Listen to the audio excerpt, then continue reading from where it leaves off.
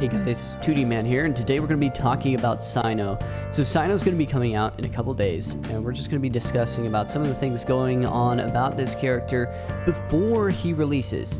I know some of you guys may be looking into getting the character and debating on what to do with him and what to run him in. But let's go ahead and cover a little bit about the character.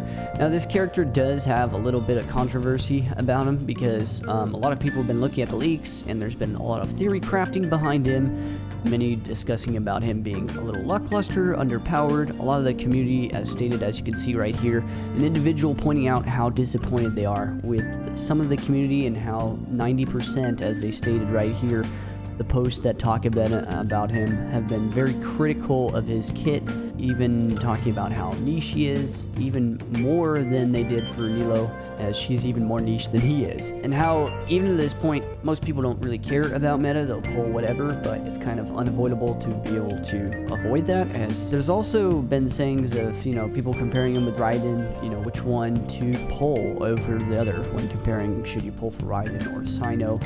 There's also people talking about their thoughts on him being average, and I think the big problem is when people are doing that comparison to Kachin. I don't know why, because Kachin's really good since the introduction of Dendro and aggravate teams and how she can utilize Fischl. I do want to point out that the big difference is that what makes Kachin really good is that she can also utilize Fischl just slightly better.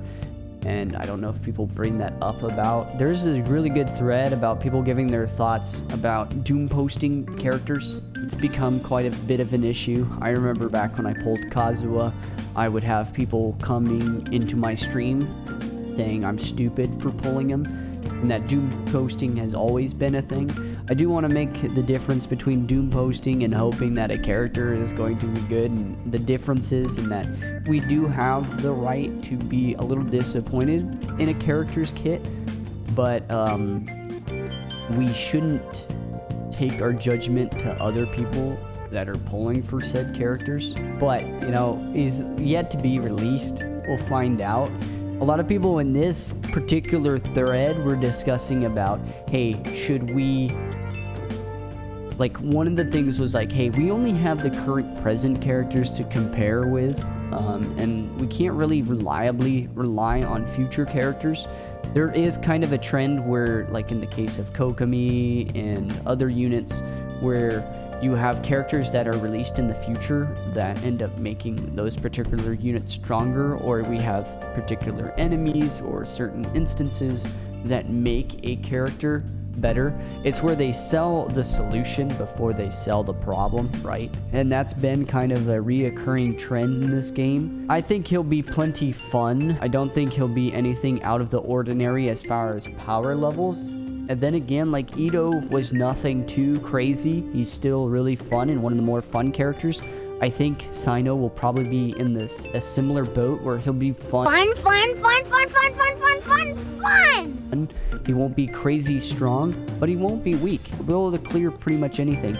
So I think it will really come more down to just gameplay than that.